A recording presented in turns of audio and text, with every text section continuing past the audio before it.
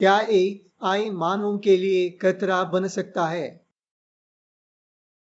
Goldman सैक्स जैसी संस्थाओं के अनुमान के अनुसार एआई वैश्विक स्तर पर लगभग 300 मिलियन पूर्णकालिक नौकरियों को ऑटोमेट कर सकता है। उन्होंने उल्लेख किया है कि वर्तमान में अमेरिका और यूरोप की लगभग 2/3 नौकरियां किसी न किसी स्तर पर एआई ऑटोमेशन से प्रभावित हो सकती हैं। इंटरनेशनल लेबर ऑर्गेनाइजेशन आईएलओ का दृष्टिकोण कुछ अधिक परंपरागत है। उसके अनुसार वैश्विक रोजगार का लगभग 2.3% हिस्सा अर्थात लगभग 75 मिलियन नौकरियां पूर्ण ऑटोमेशन के जोखिम में है। साथ ही श्रम शोधकर्ताओं ने यह भी नोट किया है कि बड़े पैमाने पर अचानक होने वाले ले ऑफ्स की संभावना कम है। इसके बजाय एंट्री लेवल व्हाइट कॉलर कर्मचारियों तथा केवल शारीरिक श्रम पर आधारित ग्रंथ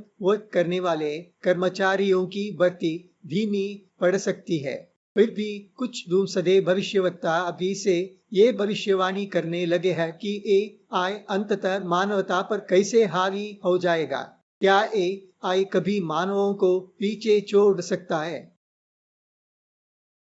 निश्चित रूप से कुछ विशिष्ट भूमिकाओं में हाँ।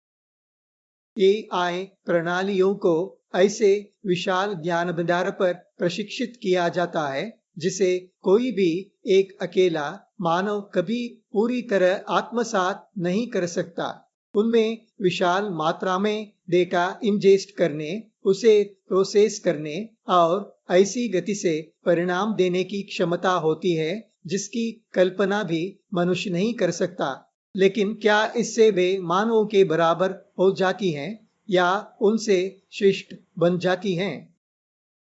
मुझे ऐसा नहीं लगता है, कम से कम अपने वर्तमान स्वरूप में तो बिल्कुल नहीं।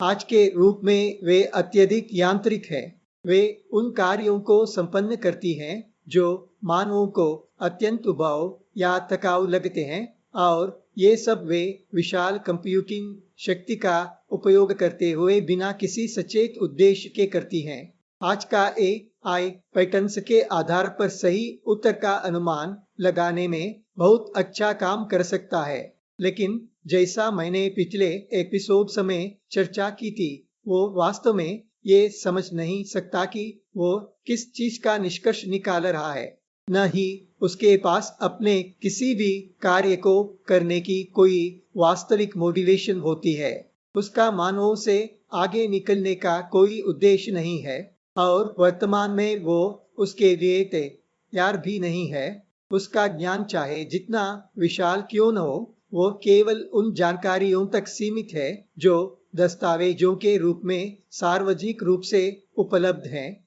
ये उस ज्ञान का केवल एक छोटा सा अंश है जिसे मानवों ने लाखों वर्षों में असंख्य भाषाओं में और विविध जीवन परिस्थितियों में संचित किया है। इसलिए ये कहना गलत नहीं होगा कि इस दृष्टि से एआई कभी भी मानवों की बराबरी नहीं कर सकेगा। इसलिए ये डर कि एआई स्वतंत्र रूप से मानवों पर नियंत्रण स्थापित कर लेगा, विज्ञानताओं में दिखाई देने वाले भय के समान एक काल्पनिक डर ही है। फिर भी जैसा मैंने पहले सूचीबद्ध किया था, सीमित स्तर पर कुछ खतरे अवश्य मौजूद हैं। कस्टमर सर्विस प्रतिनिधि, data entry clerk, medical transcriptionist, junior software developer, administrative assistant तथा बुककीपर जैसे पेशे अन्य लोगों की तुलना में अधिक जोखिम में हैं।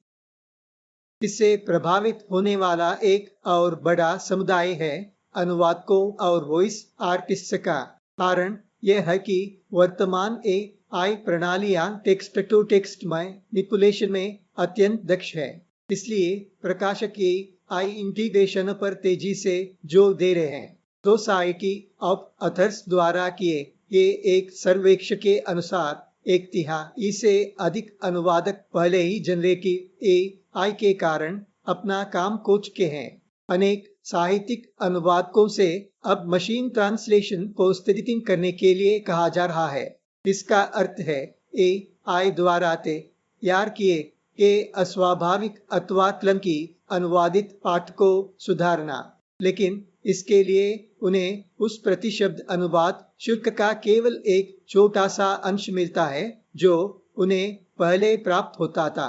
अत्यंत विश्वसनीय और भावनात्मक अभिव्यक्ति के सक्षम टेक्स्ट टू स्पीच मॉडल्स के विकास ने वॉइस ओवर उद्योग को गंभीर रूप से प्रभावित किया है।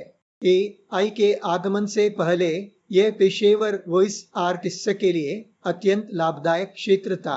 ये वॉइस आर्टिस्ट अपने द्वारा निर्मित ऑडियो के प्रति घंटे के लिए सैकड़ों डॉलर तक की भारी फीस लेते थे।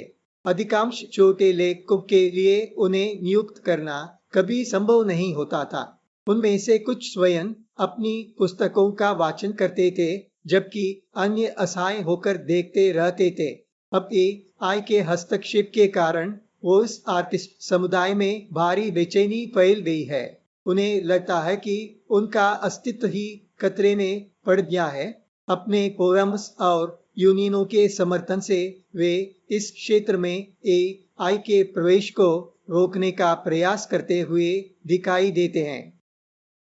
एक समय था जब किसी लेखक को अपनी पुस्तक का किसी दूसरी भाषा में अनुवाद करवाने और उसका वाचन तैयार करवाने के लिए महीनों तक कठिन परिश्रम करना पड़ता था।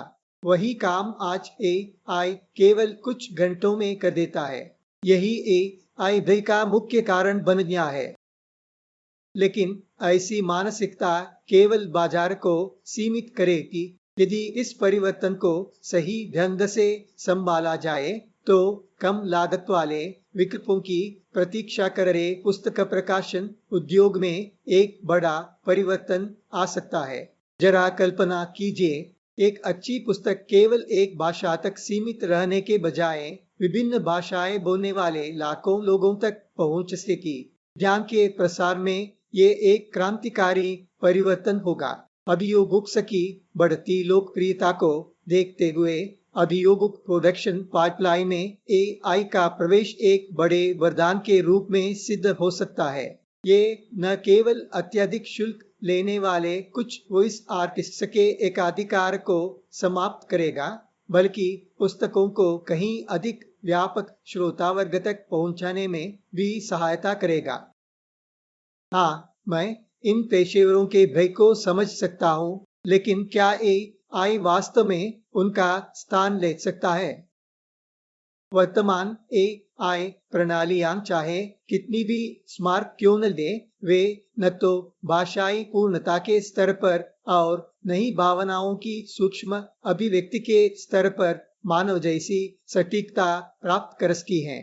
उच्च स्तरीय वॉइस आर्टिस्ट्स की मांग हमेशा बनी रहेगी। उन्हें बेस्ट सेलर लेखकों द्वारा तथा वे लोग नियुक्त करेंगे जो उनकी सेवाओं का खर्च उठा सकते हैं। अधिकांश लेखक उन्हें नियुक्त करने का साहस कभी नहीं कर पाते थे, क्योंकि उनकी फीस अत्यधिक होती थी।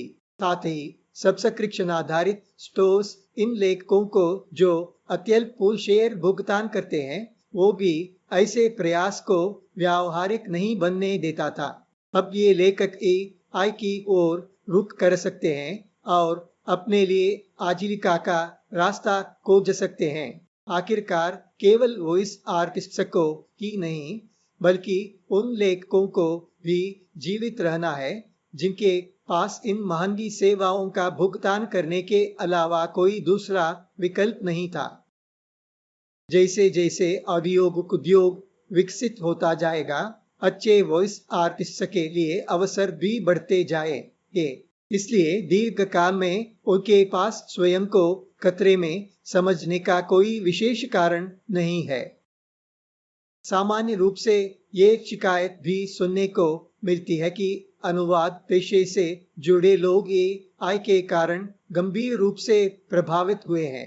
कहा जाता है कि उनमें से अनेक लोगों को अब केवल प्रूफ रीडिंग जैसे कार्यों तक सीमित कर दिया गया है, क्योंकि मुख्य अनुवाद का काम एआई स्वयं कर लेता है। स्वाभाविक रूप से इसके लिए उन्हें पहले की तुलना में बहुत कम भुगतान प्राप्त होता है, लेकिन जैसे जैसे एआई अधिक पुस्तकों का अनुवाद करेगा, वैसे वैसे इन प्रूफ रीडर्स के लिए भी अधिक कार्य उपलब्ध होंगे। अंततः कार्य की कुल मात्रा भी महत्वपूर्ण होती है। ये अलग से कहने की आवश्यकता नहीं है कि इससे लेखक और पाठक दोनों लाभान्वित होंगे। इसलिए किसी ऐसे परिवर्तन के विरुद्ध संघर्ष करने के बजाय जो लगभग अपरिहार्य है, बेहतर यही होगा कि हम प्रौद्योगिकी का सर्वोत्तम उपयोग करना सीखें। दीर्घकाल में यही सभी के लिए लाभदायक सिद्ध होगा। मेरा मानना है कि एआई के तात्कालिक प्रभावों पर अत्यधिक ध्यान केंद्रित करने के बजाय हमें उन दीर्घकालिक खतरों पर अधिक ध्यान देना चाहिए जिन्हें एआई कुछ स्वार्थी लोगों के हाथों में पहुंचकर उत्पन्न कर सकता है। वास्तविक खतरा स्वयं प्रौद्योगिकी से नहीं है, बल्कि उस दुरुपयोग से है जो मनुष्य इसके माध्यम से कर सकते हैं, चाहे वो कम्युनिकेशन हो, ऊर्जा आपूर्ति श्रृंखला हो, अत्यावश्यक सेवाएं हो या कोई अन्य महत्वपूर्ण क्षेत्र। यदि एआई का तीव्र प्रसार गलत हाथों में पहुंच जाए तो वो वास्तव में एक गंभीर खतरा बन सकता है। एआई एक तेज धार वाले चाकू की तरह है। यदि वही चाकू किसी कुशल सर्जक के हाथ में हो तो वो जीवन बचा सकता है। यदि वो किसी उत्कृष्ट शेफ के हाथ में हो तो वो स्वादिष्ट व्यंजन तैयार कर सकता है, और यदि वो किसी महान शिल्पकार के हाथ में हो तो वो अद्भुत कलाकृतियों का निर्माण कर सकता है। लेकिन यदि वही चाकू गलत हाथों में पहुंच जाए तो वो विनाश का कारण भी बन सकता है। वास्तव में यही वो बात है जिसके बारे में हमें अधिक चिंतित होना चाहिए।